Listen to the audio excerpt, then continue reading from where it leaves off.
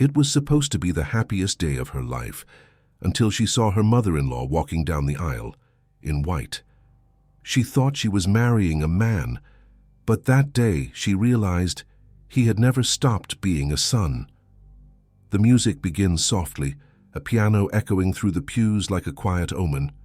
Guests rise, phones go up, and Clara holds her breath. Her heart beats so loud it almost drowns out the melody. It's her wedding day, the day she pictured 1,000 times, just never like this. She looks at Daniel at the altar, the flawless suit, the nervous smile, that gaze that always promised steadiness and care. For a moment, Clara believes everything will be okay. For a moment, she forgets all the red flags she ignored in the name of love. But the moment doesn't last, because suddenly the murmurs begin, first a low hum, then gasps, glances exchanged, hands covering mouths, the kind of sound that rises only when something shameful is about to happen. And then the aisle opens. And she appears.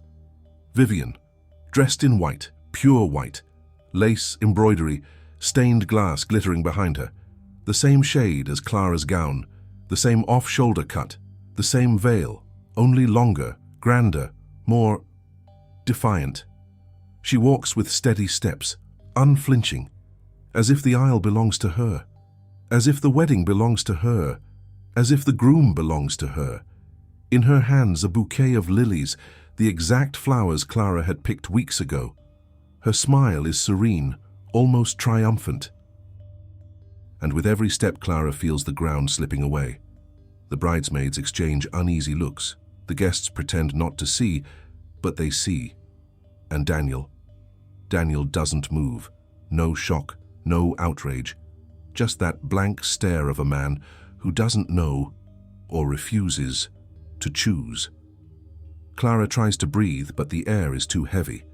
The veil feels like a burden, the dress a cage, and love, a mistake she's only now beginning to understand. The silence that follows is merciless, the kind that accuses. That screams without sound, that humiliates without words. And in that moment, somewhere between shame, fury, and disbelief, Clara realizes what no one had the courage to tell her. That woman didn't come to bless the marriage. She came to steal it. She tries to smile, but her face no longer obeys. Her eyes fill. Her heart, once full of promises, tightens into a knot of rage and despair. The camera lingers on her gaze. The exact second love shatters and survival instinct takes over. The piano plays on, almost mocking, and the music meant to signal the start of joy marks the first step toward Clara's undoing. But to understand how we got here, you need to hear this story from the beginning. 2 years earlier, Brookdale, an elegant coastal town where mornings smell like fresh coffee, salt in the air, and promises the sea never intends to keep. The streets, still damp with fog, reflect the glow of bakery windows, and the sound of waves blends with the gentle murmur of people who believe they're living perfect days. Clara Morgan adjusts her camera lens inside a sunlit event hall. Sunlight pours through the stained glass, painting golden patches on the floor. Another wedding. Another love story that isn't hers. She watches the couple at the altar, silently repeating her usual cues. Smile. Find focus. Capture the feeling. But the truth is, she doesn't believe in any of it anymore. It's been a long time since the promises she photographs meant anything to her. Weddings became work, love, a beautifully staged scene for someone else's memory book, until fate decides to interrupt the script. A waiter stumbles between tables. A glass of red wine slips, floats mid-air, spinning in slow motion, and explodes in crimson splashes across Clara's camera. She tries to catch it, stumbles, nearly falls, but before the ground reaches her, a firm hand catches her arm. Careful. The voice is calm, deep, gentle, but commanding enough to make time freeze. Clara looks up, and the world ties itself into a quiet, inevitable knot. Daniel Reeves, light grey suit, slightly crooked tie, wind-tousled hair, and a smile that's easy, almost ironic. The kind of man who seems at home anywhere, even in chaos. He glances at his own reflection in the wine-smeared lens and laughs. "Pretty sure I just ruined your job." "And maybe my mood too," she replies, trying to sound light, but her heart's already racing faster than she wants to admit. Daniel takes a napkin and wipes the lens gently, almost reverently. There's no rush in the gesture, and that disarms her. There's something about his stillness that makes Clara forget just for a moment that she's working, that people are watching, that music is playing and flashes are going off all around them. She watches the way he speaks, softly, deliberately, as if he has nothing to prove, and realizes she hasn't met someone like that in a long time. When the newlyweds approach to thank her for the photos, Daniel steps back, but keeps watching her from a distance. There's admiration in his gaze. And something else she can't name yet, the kind of interest that feels like protection, but that one day she'll recognize as possession dressed as care. Later, he returns, just as casually. "I'm a civil engineer. I was helping out a friend who got married and ended up ruining the photographer's gear." Clara smiles a bit awkwardly. "So we're even. You wrecked my camera and I caught the culprit on film." They both laugh. It's a simple laugh, but inside it, the beginning of something. An instant connection, the kind that feels like destiny, but deep down is just loneliness in disguise. And just like that, with a clumsy accident and a hesitant smile, the story begins. In the days that followed, Clara couldn't stop thinking about him, more than she wanted to. Brookdale was too small for forgetting, and fate too generous to leave things unfinished. 3 days later, the quiet afternoon in her studio was broken by the sound of the doorbell. Clara opened the door and found Daniel standing there holding a package, the same smile, the same calm presence. "Hope you're still accepting apologies," he said. Inside the box, a new lens, the exact model she lost at the wedding. "You didn't have to," she murmured, surprised, a warm flush rising to her cheeks. "I wanted to. It felt fair. Besides, it gave me a good excuse to come back." He spoke slowly, with the kind of voice that doesn't rush, that watches before it acts. And Clara, without realizing it, started to enjoy the feeling of being watched, not with judgment but with genuine attention. Men usually talked too much, competed too much, wanted too much. Daniel seemed to be the opposite of all that. He listened. He asked about her work, about the light in her photos, about the sea outside her window. He didn't interrupt. And that absence of urgency, ego, and noise, it was almost addictive. Their encounters became routine. Afternoon coffees, short walks on the beach after work, late-night messages filled with humor, calm, and a strange sense of peace. Daniel was predictable. And for a woman used to chaos, that predictability felt a lot like love. With him, Clara felt safe. With him, she laughed again. With him, she believed, and for the first time in years, that maybe someone could actually stay. But the audience listening already knows. Sometimes what feels like shelter is just the first room in a new kind of prison. Time passed, and the relationship unfolded slowly, gently, as if their love had learned to walk in silence. But little things started to show. Quiet, subtle, almost invisible, like hairline cracks beneath a fresh coat of paint. Nothing serious, nothing a woman isn't taught to overlook. One night, at their favorite restaurant, the clinking of silverware and the soft jazz faded into the background as a short vibration buzzed in Daniel's pocket. He pulled out his phone, read the screen and smiled, but not at her. "It's my mum, just a minute, okay?" Clara nodded, playing with her napkin as he stood up, but the minute stretched. 5, 8, 10. She watched his reflection through the window. His body leaned forward, his voice lowered, almost submissive. It didn't look like a casual phone call, it looked like a confession.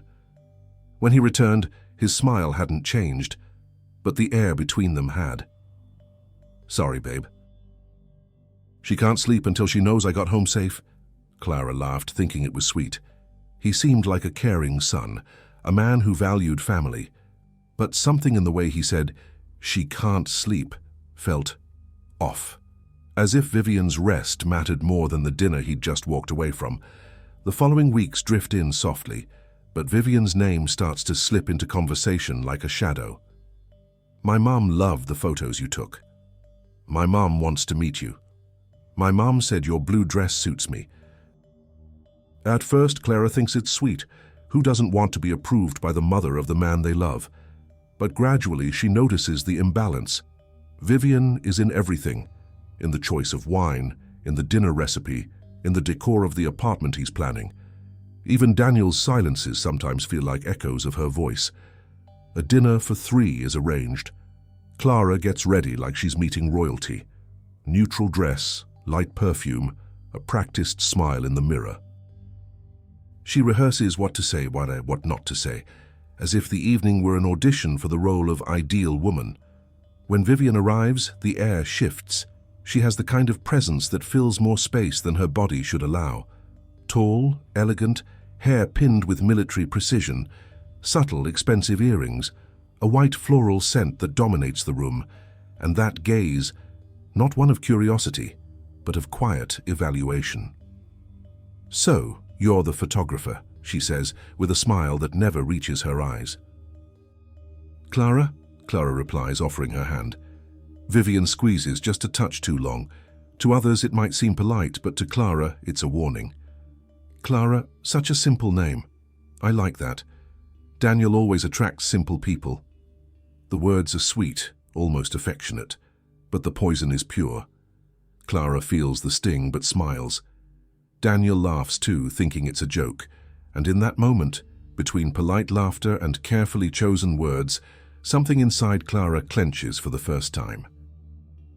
A quiet intuition, a subtle acidic twinge, the sense that someone at that table didn't come to share space but to claim it. That night, when Daniel drops her off, the silence in the car is thick. She tries to lighten the mood with a half smile. "Your mum is intense." He chuckles, unaware of the weight behind the comment. "Oh, she just wants to be liked. You'll get used to her." Clara smiles too, the kind of smile learned by women who've long since mastered avoiding conflict. But inside the car, Vivian's perfume still lingers, in the seats, in her hair, even in the coat Clara wears. A perfume that's expensive, intrusive, and impossible to forget.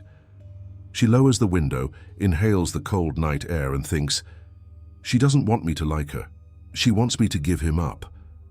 And for the first time, love begins to hurt.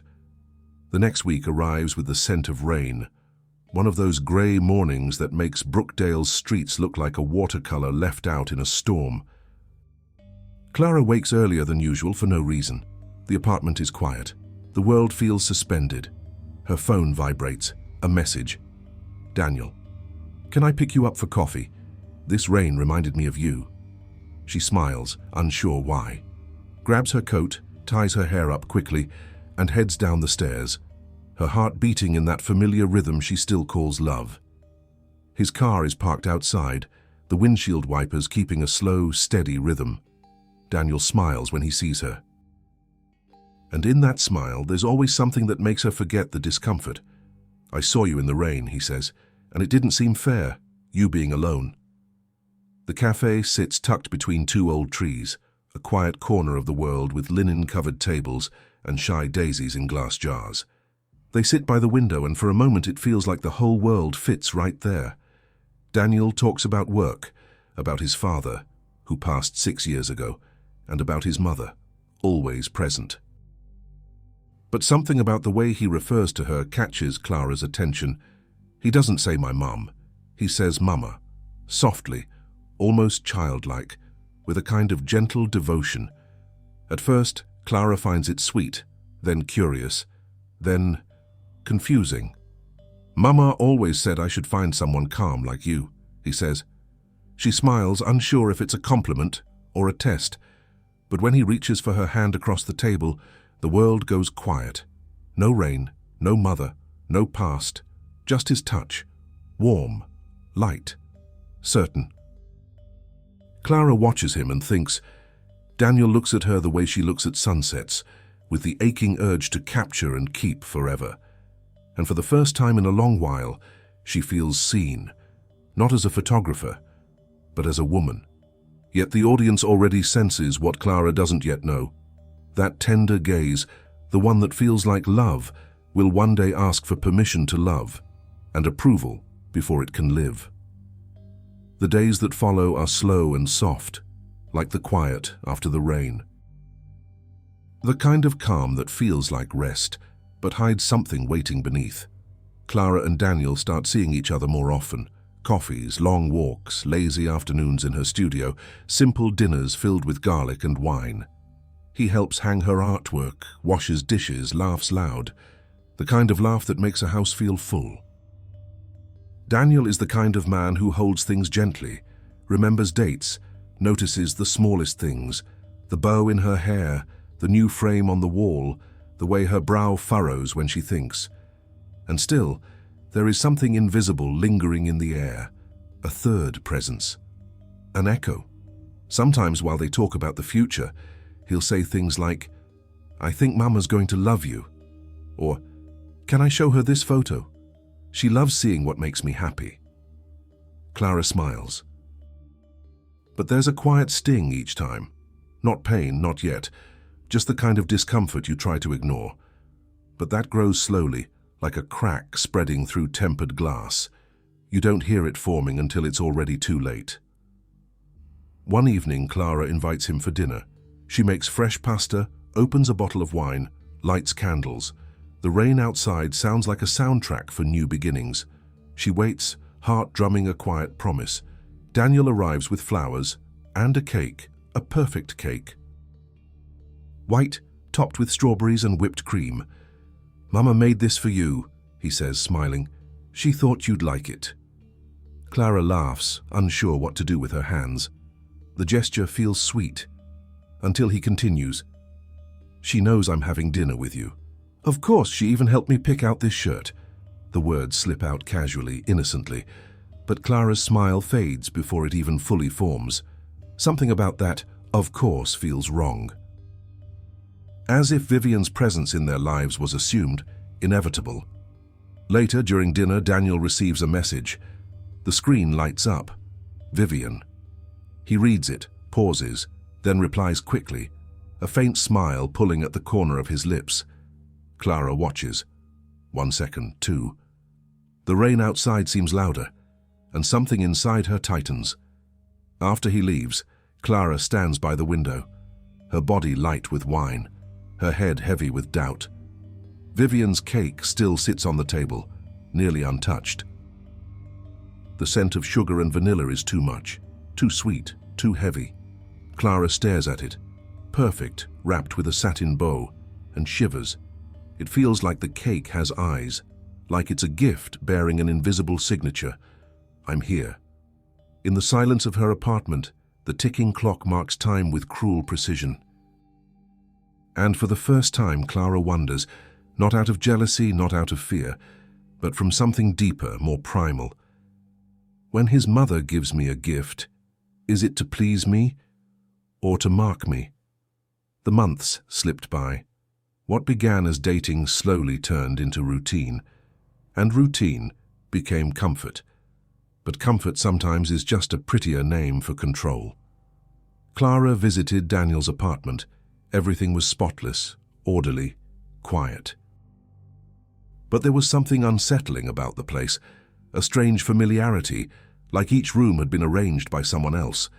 On the shelves, vintage knickknacks, artificial flowers in porcelain vases, old photographs in gold frames, and in every one of them the same face, Vivian. Vivian smiling beside Daniel, Vivian holding him as a child, Vivian at his graduation. Clara tried not to react. But it was impossible to ignore the large portrait at the center of the living room. Vivian arm in arm with her son, that same triumphant smile on her face. Daniel noticed her staring and chuckled. She loves that photo, says it's her best angle. Clara smiled, masking her unease.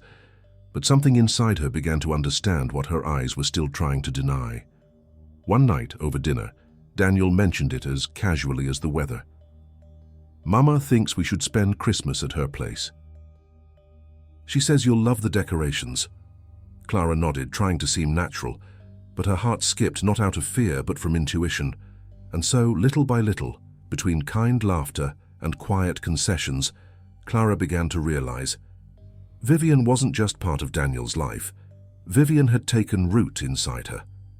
Christmas arrived cold, with lights blinking in the windows of Brookdale. Clara bought a new dress, wore perfume, rehearsed her smile in the mirror. She wanted to make a good impression.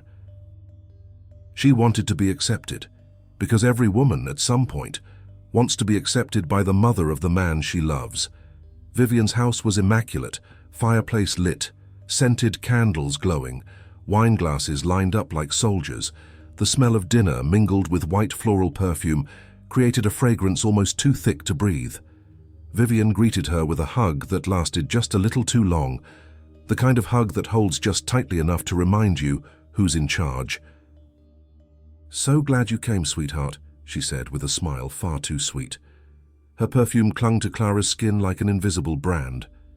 Daniel was different in that house, lighter, more cheerful, almost boyish.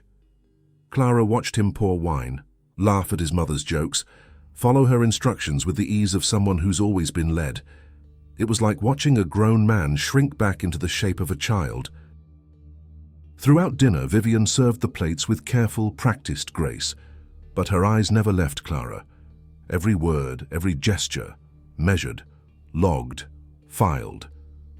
Vivian didn't ask, she investigated, and every "would you like more salt, dear?" sounded more like, "Do you know your place?" When Daniel stepped away to answer a call, Vivian leaned across the table. The candlelight caught her necklace, casting a cold, metallic gleam. Her voice came low, firm, stripped of sweetness. "He's all I have. And I've always taken very good care of him." She smiled, and went back to carving the turkey as if nothing had been said at all. Clara sat frozen, fork in midair, heartbeat misfiring, breath caught somewhere between fear and denial. There, under the golden lights of Christmas, she felt the first flicker of what was coming. A warning. Subtle, almost imperceptible, but strong enough to leave a mark. And still, she kept loving him. Because sometimes love is exactly that, a desperate attempt to prove that what frightens us can still be beautiful. But the audience already knows what Clara refuses to accept. That love was never a shelter. It was the beginning of her surrender. There was something different in the air that winter. Brookdale felt colder, bluer. The wind, once a soft breeze, now blew with the weight of memory. The sea, usually a whisper, had changed its tone. It now sounded like an old secret, a warning time kept repeating. But Clara thought she was happy. Or at least, she believed she was. The months with Daniel had become a kind of refuge. They spoke constantly. Texts, calls, photos from their day. Clara's world, once full of noise and possibilities, shrank until it fit neatly inside their shared space. It was easy. It was light. It was the kind of love that felt like rest. And rest is dangerous when it comes after too much exhaustion. She began to measure her days by his messages. She woke to his good morning, fell asleep waiting for good night. And little by little, she began to feel that her life fit inside his, that everything outside of him was just noise. It was easy, it was safe, it was comfortable, but always, between the two of them, there was a name hanging in the air, soft, polite, impossible to ignore. Vivian, a Saturday morning. Sunlight poured into Clara's studio, casting gold across the hanging frames. The air smelled of paint, coffee, and sea. She was preparing a new exhibit, portraits of ordinary women, all with their eyes fixed on the horizon. Women who looked like they were waiting for something, or someone. Daniel arrived with coffee, 2 donuts, and a smile, the kind of entrance that feels pulled from a movie scene. "I don't know how you find poetry in all this." "In all what?" she asked, distracted, adjusting a photo on the wall. In the everyday, in what's simple. She smiled without turning, because it's what remains when everything else fades.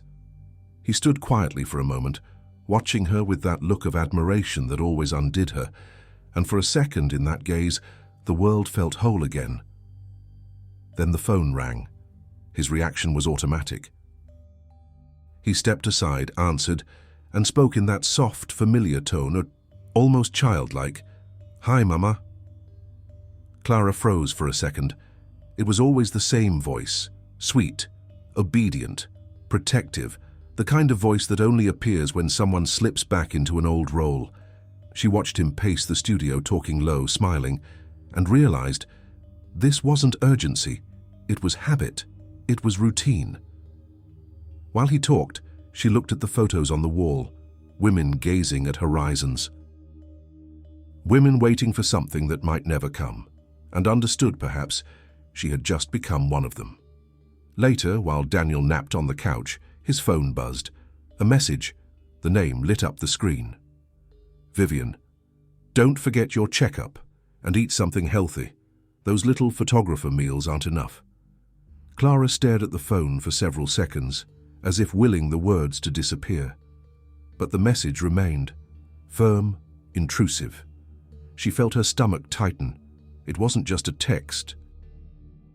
It was a boundary being drawn, a reminder. There were places she would never be allowed to reach. She left the phone on the table, but her heart found no rest. There was something deeply wrong about loving a man who still needed permission to live. The weeks that followed were soft, almost happy. Daniel began spending more time at her apartment. He cooked, read, fixed small things. He was sweet, dependable, thoughtful, the kind of man who seemed custom-built to fill empty spaces. And Clara, weary from loneliness, let herself fall into that comfort. But there was an invisible wall, a limit he never crossed, a tenderness that looked like love but disguised something else. Daniel was always there, but never all the way. A part of him was always elsewhere, with someone else. Sometimes at night, as he slept on the couch, she would watch him, his face calm, his breathing soft, and she would think, this man was a promise that would never fully be fulfilled. There was a part of him, a remainder, that did not belong to her and never would. One Sunday morning, Vivian called early. Even through speakerphone, her voice pierced the apartment walls. "Daniel, my love, I need you here today. The plumbing broke." He responded calmly, "I can come a bit later, Mum. I'm with Clara now." "But darling, the plumbing. I'm here alone. You know." The silence that followed was brief, but enough. Clara saw the hesitation in his eyes before the words even came. "I'll just go for a little while, okay? Quick trip." She nodded, forcing a smile. "Sure, go ahead." When the door closed, the house seemed to shrink. Cold wind slipped in through the window. The coffee on the table lost its warmth, and the emptiness inside her began to expand. Clara stood for a few minutes, staring at the half-finished cup he'd left behind. She didn't cry for him. She cried for herself, for the woman she now realized she was becoming, the one who waits. The next day, flowers arrived, a large, expensive bouquet wrapped in golden paper, and a small card written in elegant handwriting. "Thank you for taking such good care of my son. Vivian." Clara stared at the note for a long time.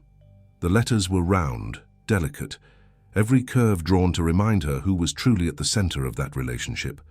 She couldn't tell if it was kindness or a warning. She tucked the card into the kitchen drawer, then took it out, placed it on the table, then put it away again. It was like holding fire. Impossible to grasp, impossible to throw away. That night, before bed, she picked up her camera and photographed the bouquet. The flowers looked too perfect, still flawless, almost artificial. Through the lens, the arrangement took on a meaning she wasn't ready to face. It was beautiful, but dead, like the kind of love that was blooming inside her. Delicate, but suffocating. And in the background, the sound of the sea returned through the window. No longer a whisper, a warning, But Clara, like so many women before her, chose to believe it was still just the wind. Time passed. The days blurred into a sweet, hazy rhythm, almost intoxicating. And little by little, Daniel began talking about marriage. At first as a joke. "When we get married, will you let me sleep in?" Then, as a possibility. And finally, as a dream. Clara laughed, playing along, but inside her, her heart was already rehearsing a yes. She wanted to believe that love could be a form of salvation, and Daniel, with his calm and steady ways, seemed like the promise of a life without chaos. When the proposal came, it was simple. No audience, no expensive ring, no staged backdrop, just the two of them. In the studio, surrounded by photographs and the scent of coffee. He held her hand, looked into her eyes, and said, "Marry me?" She laughed. She cried. She wrapped herself around him and said yes. Yes with her whole being. Yes like someone who believes love is a shield. But in that moment, she didn't yet know that yes would become the most dangerous word of her life. Daniel reached for his phone, eager to tell his mother. Clara, beside him, was still smiling, her hands trembling with joy and disbelief. "Mum, I asked Clara to marry me." Pause. "Yes, I know it's fast, but I love her." Silence. Hair-thick silence, cutting through the air like a cold chain. "Of course you'll plan everything, I knew you'd say that." He laughed, but the laugh came too light, the kind of laugh that masks fear. And on the other end, Clara felt something tighten. It wasn't jealousy. It was the sound of chains clicking shut. Vivian would now take the entire stage, and Clara, without realizing it, had just handed over the script to her own story. In the days that followed, Vivian's presence was no longer subtle. She was everywhere. Invitations, guest lists, flowers, venues, dresses. Nothing escaped her touch. A touch that was polite but unmistakably controlling. "Clara, what do you think of a more classic dress? Pure white is so much more elegant." "Don't worry about the catering, darling. I have better contacts. Daniel has always wanted something simple, like me." Every sentence was a velvet-gloved blow. With each phone call, one more thread of the wedding slipped from Clara's hands. And the love that once tasted sweet now had the flavor of obedience. Clara smiled, nodded, agreed, and inside something grew quiet, the part that used to choose, dream, want. The woman who once captured brides glowing with joy could no longer imagine herself in a dress. But at night, when Daniel held her close, her body still believed. Because he was kind, because his smile felt real, because in his eyes, she still saw that boy trying to balance love and loyalty. And without realizing it, she began fighting a war that wasn't hers. She thought maybe love is this, a quiet effort to rescue someone who hasn't yet realized they need saving. But deep down, Clara knew. Vivian wasn't just planning a wedding. She was designing Clara's role within the family, and that role didn't include being a wife. Vivian's house was a monument to perfection. Everything smelled of lavender and control. Pale rugs, untouched furniture, spotless windows. Paintings aligned so precisely, it felt like someone had measured every inch.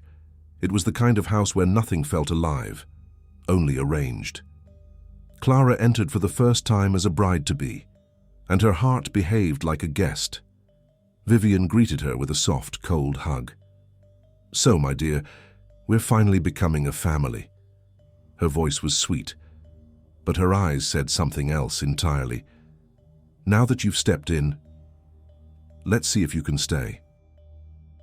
Daniel beamed with pride, blind to the drop in room temperature.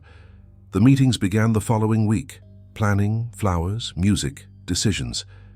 Vivian was everywhere, even in the silences, as if the wedding were merely a stage for the triumphant return of her motherhood.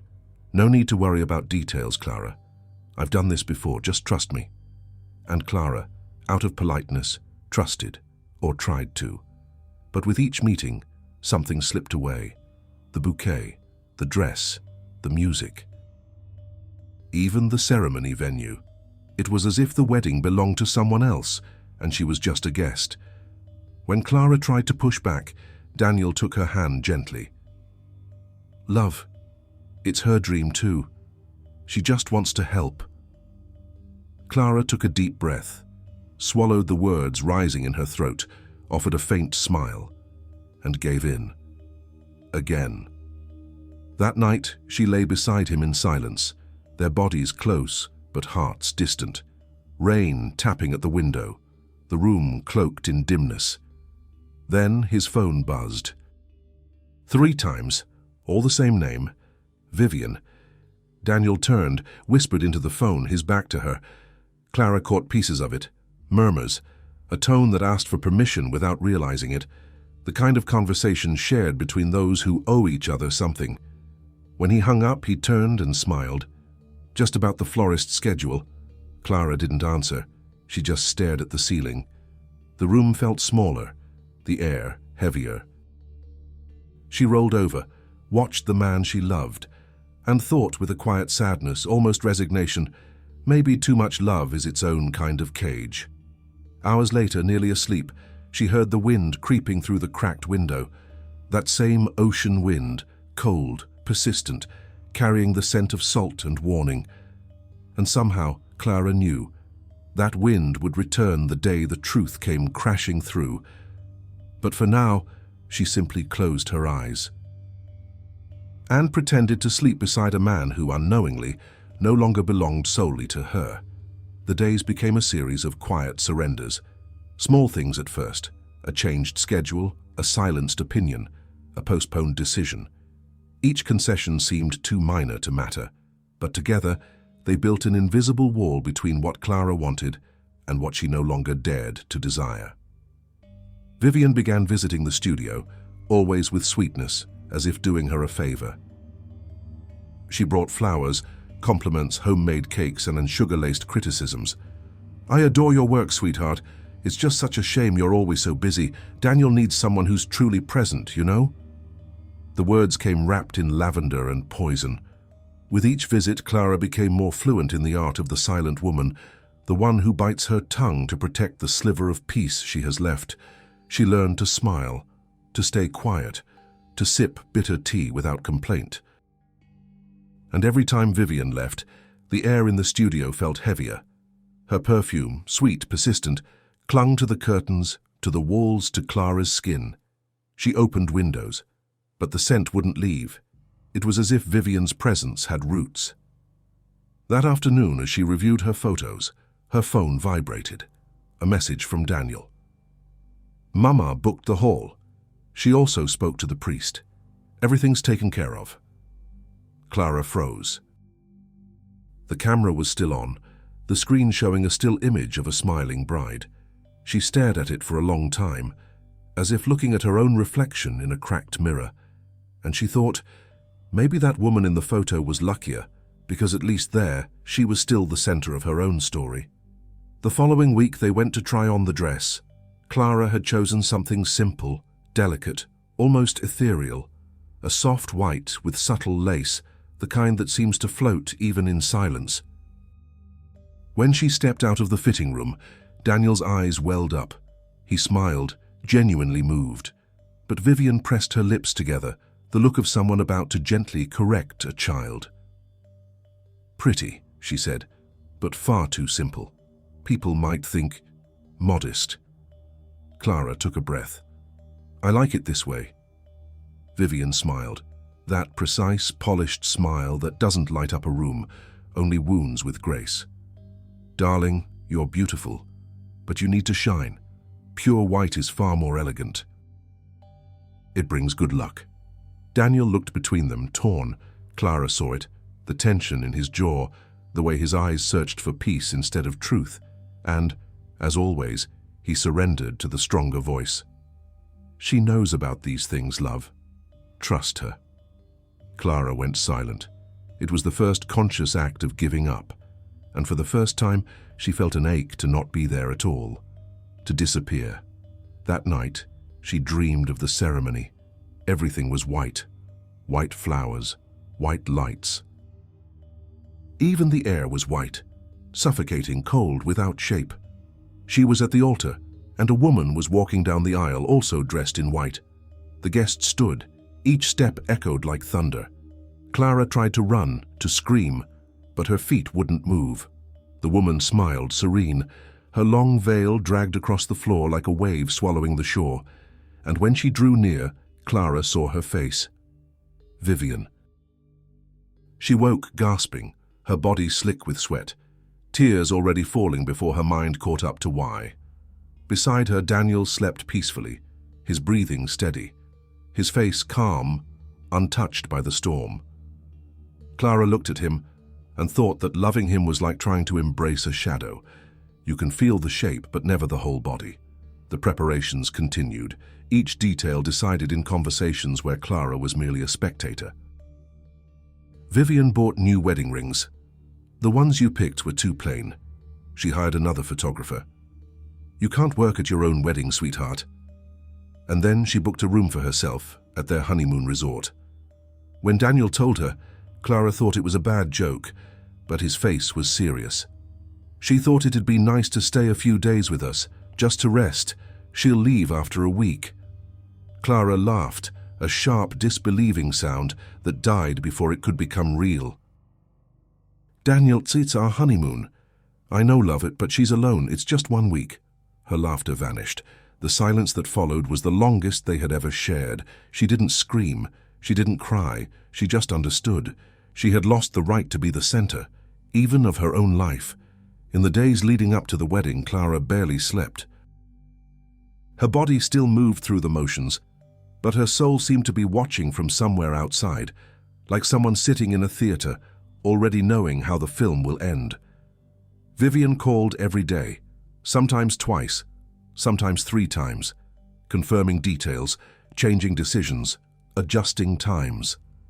And Daniel, without realizing it, repeated everything back to her, a devoted messenger in a suit of obedience. Each phone call was another knot tightening around the invisible cord that bound Clara's life. The night before the wedding, she was alone in the hotel room. The dress hung near the window, the bouquet still fresh, the veil folded neatly over the chair. Outside it rained, the same rain as the day they met. Only now it felt like a cruel echo. Clara looked at herself in the mirror. Tired eyes, a rehearsed smile, a face that no longer seemed her own. She brushed her hair back, feeling the coldness of her own skin, and whispered, almost voiceless, "Tomorrow I marry him. But who does he belong to?" That night, she couldn't sleep. She listened to the wind against the windows, the faint clinking of silverware being set up in the hall below. She pictured Vivian giving orders, straightening flowers, correcting every last detail. She imagined Daniel smiling, obedient, thinking his mother's interference was just tenderness. And for the first time, Clara felt afraid, not of the future, but of herself, of how much she was willing to endure just to keep the illusion intact. In the mirror, the veil hanging beside her reflection looked different, beautiful, delicate, and made to trap. Morning came. The sun returned, bold, golden, as if the sky were pretending nothing had happened. Brookdale looked clean again, bright, indifferent. But inside Clara, there was only storm. The church was full. The scent of flowers mixed with incense and quiet conversation. Women in satin dresses, men adjusting ties, laughter that trembled with nerves. The laughter of people unaware that they're standing on the edge of something about to break. Cameras flashed. Whispers rippled through the aisles. And outside, Clara waited, dressed, ready, radiant. But with her stomach twisted into knots, the veil draped over her shoulders like mist. Her heart pounded in time with the steps she hadn't yet taken. She tried to breathe, to listen to the music, to believe this was the day she had imagined so many times. But something in the air was wrong. A strange silence tangled with the melody, as if the universe itself were holding its breath before the fall. The music began, and before she could take her first step, the murmuring started, low, confused, like a distant thunder, growing, deepening, impossible to ignore. The wedding coordinator, pale, hurried down the aisle. "Clara, you need to see this." And then, from the back of the church, a white figure appeared. A long, immaculate gown glimmering under the stained glass. A veil that trailed behind her like the tide swallowing the sand. Lilies in her hands. That same heavy, unmistakable perfume. Vivian, walking in, alone, in white. The sound of music warped inside Clara's mind. Everything slowed, blurred, as if time itself hesitated to go on. She saw people rising from their seats, eyes widening, shock spreading through the church like fire through dry grass. And Daniel stood still. Not a step, not a word, not even the instinct to move. His eyes flickered between the two women, and in that moment Clara understood he would never choose, because he never learned how to belong to someone without first asking permission from another. The ground seemed to shift. The dress grew heavy. The air thickened in her lungs. And there in that aisle, Clara finally understood. Some women don't walk into a wedding to witness it. They walk in to take it. The ceremony happened, but no one could really say how. The memories came in fragments, like burned negatives from a film that was never meant to be developed. Clara walked down the aisle like someone moving through a bad dream. The faces of the guests were blurred, indistinct. The air smelled of flowers and incense, but also of shame. Her throat was dry, her chest tight, her hands cold. Vivian, seated in the front row, seemed to glow. The white of her dress reflected everywhere. On the flowers, on the walls, on the tears Clara tried to hide. It was as if the mother-in-law had become the true center of the scene, and everyone knew it. But no one said a word. Daniel said all the right things, but his eyes wandered. His "I do" came out trembling, empty, soulless. And every "I do" that Clara whispered back sounded more like "I'm sorry." Sorry for believing, sorry for trying, sorry for becoming a supporting role in her own wedding. When the bells rang, Clara smiled, not out of joy, but out of instinct, the reflex of someone who knows she's being watched, the elegance of a woman who's learned to survive even in humiliation. She lifted her bouquet, she waved, and inside her heart broke, quietly. No one noticed, no one ever does. Outside, the sun still shone indifferent. Vivian left the church greeting guests, her veil catching the wind. Everyone looked at her, praised, commented, laughed with that uneasy politeness reserved for scandal. And she, calm, radiant, looked like a woman who had just secured the starring role. Clara watched from a distance. Her own dress, her real dress, no longer felt hers. It was just a costume, borrowed for the occasion. Daniel walked up, took her hand and whispered, "You look beautiful." But his tone carried apology, not admiration. For the first time, Clara didn't reply. She only looked around, the church, the flowers, the familiar faces, and realized none of it belonged to her, not the dress, not the man, not even the name she had just signed. And in that moment, with her heart still beneath the weight of the veil, Clara understood what so many women spend a lifetime learning, that some prisons are so delicate we step inside them believing they're home. The bells stopped. The crowd applauded, and the bride smiled, because smiling was the only act of freedom she had left. But deep down, the audience watching knew. It was that day, not later, when Clara began to lose herself completely. The next morning they traveled. A seaside resort booked for 2 or for 3. Vivian arrived on the same flight, with suitcases, silk scarves, and that same practiced smile. Serene, polished, venomous. She insisted she didn't want to intrude, only to rest a little. Daniel, awkward, laughed, and Clara simply watched. Her smile now was a fortress, flawless, quiet, impossible to breach. Her room faced the ocean. Vivian's was next door. The walls were thin, the air thick with expensive perfume and emotional distance. At night, Clara heard their voices, laughter, Conversations that stretched for hours. The sound of a childhood that had never really ended. Daniel's voice was lighter when he spoke to his mother. Happier. Peaceful. Like a man who had finally returned to the only place he truly belonged. And from the other side of the wall, Clara lay facing the window, watching the waves break on the shore and thinking, is it possible to feel lonely while sleeping beside someone and still call it love? On the third day, the sea woke up grey. The wind cut through the morning. Even the seagulls flew low, as if they too were tired of all this. Clara woke before sunrise, slipped on a coat, and went out barefoot. She walked to the far end of the beach, the camera hanging from her neck. She photographed anything that could remind her that life still existed outside that triangle. Sand, wind, shells, things without names, and maybe because of that, they belonged to no one. When she returned, the room was pristine, curtains open, bed made, perfume in the air, but he and she were gone. A note on the table, perfect handwriting, blue ink, went out for lunch, waiting for you at the restaurant. V. Went. One small word, and yet it hurt more than the entire note. A simple, ordinary word. But in that moment it meant exclusion. It meant, not you, never you.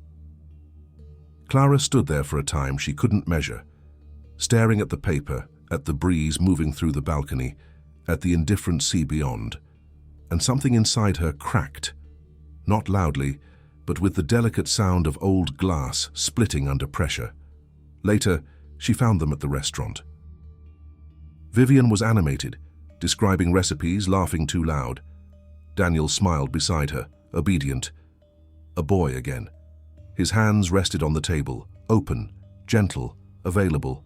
Hers lay folded, tense, invisible. Clara sat in silence, ordered only water. And Vivian, with that syrupy voice that always smelled faintly of superiority, asked, "Are you all right, dear?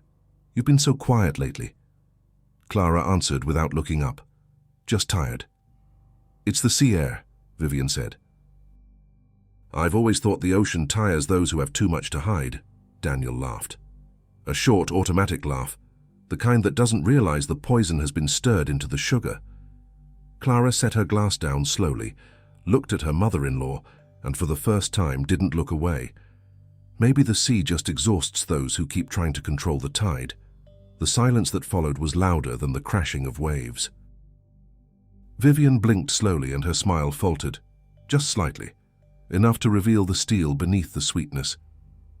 Daniel, nervous, tried to change the subject, but the line between the two women was already drawn. It wasn't a fight for him. It was a battle to keep themselves whole. That night the wind rose hard, windows rattled, curtains shivered like ghosts. Vivian complained about the noise and, without a hint of shame, knocked on their door. She said she was afraid to sleep alone.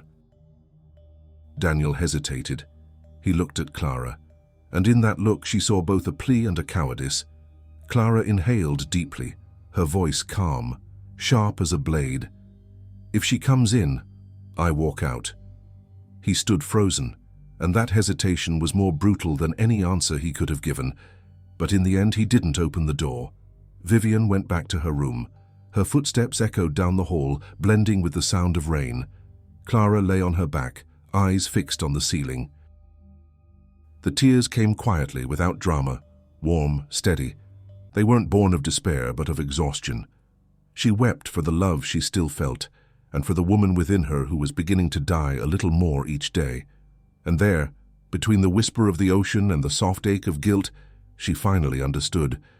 She loved a man who never learned how to choose. The next morning arrived gently. Vivian stepped onto the balcony carrying coffee and the smile of someone who believes they've won. The sun reflected off her glasses, turning her face into a mirror that gave nothing back. Clara sat quietly, staring at the sea. The wind tugged at her hair. No makeup. Calm eyes. There was no anger, only clarity. Vivian set down the tray. "Can we talk like adults?" Clara nodded. "We can." Silence. Waves crashing below. Seagulls circling overhead, as if waiting for the final scene. Vivian spoke first. "I only want what's best for my son." Clara slowly turned her head. "No. You want to be what's best for him." Vivian's smile faltered. "You think you understand what we have. I raised him alone. I know what he needs.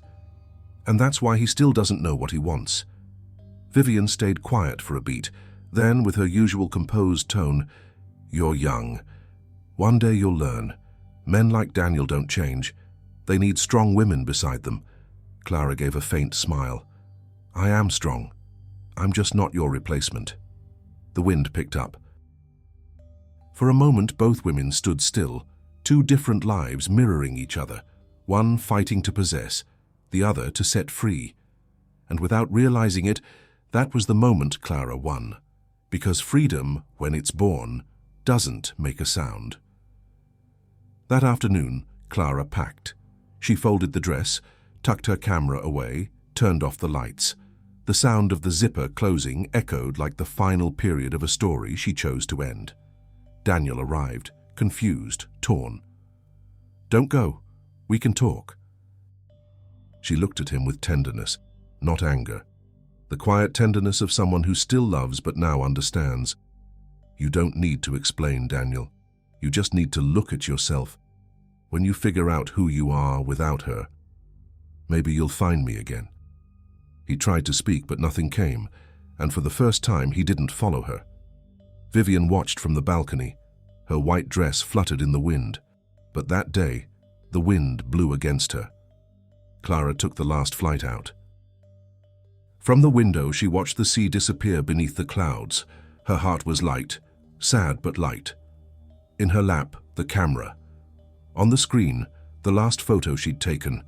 Two figures on the beach, one trying to move forward, the other holding on by the shadow. She smiled. A clean, quiet, free smile, and whispered to herself, "Some loves are just rehearsals. The real one begins when you come back to yourself." The plane rose through the clouds. And for the first time in a long while, Clara felt the sky belonged to her too. 8 months had passed since Clara last saw Daniel. Brookdale had shifted seasons. Now the streets smelled of new blooms and old loneliness. The studio was unchanged, photos on the walls, the coffee machine always on, the sea's murmur in the background. But Clara was different. The rush had vanished.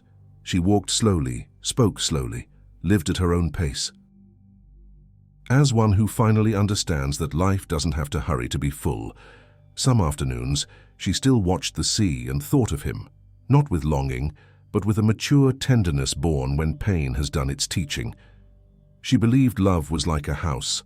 Some, no matter how beautiful, lack foundations that last. And that's okay. Not every ruin is sorrow. Some are just the natural end of a cycle. It was late afternoon when he appeared. No warning, no message. Just the sound of the doorbell and the echo of his name in the hallway. Clara opened the door. Daniel stood there. The same suit, the same look, the same smile that once froze her time. But something in him seemed faded, like an old photograph that lost its colors. "Hi." "Hi." The silence between them was thick. He walked in slowly, glancing around like someone entering a sacred, forbidden space. His gaze wandered over the photos, the camera, the traces of a life that had moved on without him. "You still photograph?" "I do." "Your photos, they're still beautiful." She nodded without saying thanks. Between them hung a cool respect, that of two who were once home to each other, but learned to say goodbye. He took a breath, searching for words that sounded true. "Mum's been asking a lot about you." His mother's name felt like a stone dropped to the floor. Clara diverted her eyes, adjusted a frame. "I can imagine. She got sick a few days after you left, said the house felt empty. I realized maybe we should have done things differently." For a moment, something inside her shifted. Not love, memory. But he merely continued, "I've been thinking, now that things are better, maybe it's time to start over." He took a step forward. Mum thinks she could live with us, just until we have children. To help. She understands home, family. The words echoed like a held-back thunder. Clara laughed, a short, sad laugh, almost soundless. Daniel, did you come here to offer me the same life I left behind? He stumbled for defense. It's not that. I just think it'd be good for all of us. All of us who? He hesitated, and in that instant she saw nothing in him had changed. Neither his tone, nor his need for approval, nor the absence of himself. She moved closer. Her eyes were moist but resolute. You don't want a wife, Daniel. You want a continuation of your mother, and I've already been shadow enough. He tried to speak, but she raised her hand. No, just listen this once. Her voice was calm but slicing. I loved you, truly. For a long time I thought love was enough. But love doesn't live where we have to ask for space to exist. Silence. He looked at her, lost, vulnerable, small. But I love you, Clara. She smiled, a smile that was both farewell and gratitude. Then let me go, because the love taught by her is a prison, and what I learned from you is that freedom can also be a form of loving. Daniel dropped his head. His hands trembled. He tried to step forward, but she stepped back. The distance between them was small, but irrevocable. Take care of her, Clara said softly. Take care of the woman you always wanted to be everything to, because now I will take care of mine. He said nothing, just stood there, watching something walk away forever. Clara lifted her camera and aimed it at the window. A ray of light crossed the curtain, gilding the air. She pressed the shutter. The click filled the silence. To remember, she said. Of what? Of the exact moment I stopped trying to save you. When Daniel left, the sky had begun to rain softly, just like the day they met. Clara remained in the doorway, watching the rain fall on the street, feeling a strange relief. It wasn't happiness. It was peace. Her clean peace from within, not asked for, not granted. Time passed again, not with noise, but with the quiet grace of someone who owes nothing more to the past. Brookdale stayed the same, blossomed streets, wind off the sea, cafes full of laughter and promise. But to Clara everything had changed color. The hurt was gone. Love was no longer a wound. It was memory. She moved into a small apartment overlooking the sea.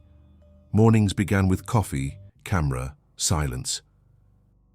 Her work became joy again, not escape, and her photos, and they had changed. Before Clara photographed what she saw, now she photographed what she felt. Ordinary faces turned poetry under her lens. Brides said they finally felt seen, in a way no one else knew how to see. Maybe that was it. Clara, after everything, had learned to see. One autumn afternoon, she was hired to photograph a wedding at an old hotel, the kind with wide gardens and iron balconies. She arrived early, light dress, camera slung across her shoulder, hair tied loosely. Sunlight filtered through trees, dappled shadows on the ground. The couple was young, smiling, enchanted. A love that had not yet faced time's tests. As she adjusted focus, someone brushed past her. A light, careless touch. "Sorry," a male voice said. She looked up. A tall man, gentle smile, blue suit. Calm eyes, the kind of calm that once entranced her, now no longer wounded her. "It was my fault. I should have watched where I was going. That's okay. You're the photographer." "I am. I'm Ethan, and this is my cousin's wedding, and—" He turned, calling to someone. "This is my mother, Grace." Clara saw the woman approaching, well-dressed, polite, observant, the kind of gaze that measures the world without needing words. Grace extended her hand. "Pleased to meet you, dear. Always so wonderful to see talented women at work." For a moment, Clara felt the air thin. Très soft déjà vu, almost poetic. But something was different. Everything was different. She took Grace's hand lightly, looked at Ethan, then out to the horizon. The sea glinted in the distance. The wind touched her face like a blessing, and instead of replying, Clara just smiled, a small, serene smile full of peace, because the past no longer wounded her. Grace continued speaking about flowers. Ethan laughed, awkward but warm. Meanwhile, Clara walked across the garden. The camera hung easily at her side. Light shimmers on the lens like fate's wink. She paused, raised the viewfinder, and captured the scene. A mother and son smiling beneath the golden light of dusk. Click. The shutter's sound echoed like a heartbeat. She lowered the camera. The wind stirred her hair. Softly she whispered nearly a prayer. May they find what I had to lose to find myself. The sun started to set, sky streaked with gold and lavender. Clara walked to the overlook, bare feet on cool grass. She watched the sea withdraw as if the world itself exhaled in peace. A child ran on the sand. A woman called after her. Laughter drifted in the distance. Clara closed her eyes, let the wind brush her face. And for the first time in a long while, she did not think of Daniel, nor Vivian, nor all that was left behind. She thought only of herself, of the path she had walked, what she'd learned, and the woman she had become. The camera still hung from her shoulder. She raised it, focused, and took the final photo of the day, the reflection of the setting sun on the sea, a single line of light cutting across the water, half shadow, half brilliance. That's how she felt now, part of what was, part of what would come. Clara smiled, she tucked the camera away, and left, slowly, without looking back. Her dress, simple, light, white as a cloud, waved in the wind like a farewell to the past. And far off, the sound of waves whispered, "This time the white is hers alone." How many Claras do you know? Women who married expecting to gain a husband, but discovered they inherited a mother-in-law. I have seen so many. Some still try to understand where they lost themselves. Others learn to smile in silence, because love, when it hurts too much, teaches you how to be quiet. I have seen them in banquet halls, at dinner tables, in the weddings I've photographed, hiding exhaustion behind fresh lipstick, trying to look happy having found someone, when really they were trying to find themselves again. And from where I stand now, here where the sea meets the sand, where the wind blows light and the white no longer weighs, I understand. Love isn't about staying at any cost. It's about knowing when to walk away with dignity. Because sometimes to find ourselves again, we have to let go even of the love we swore would last forever. And if you know a Clara, embrace her. Or better, show her the way back to herself.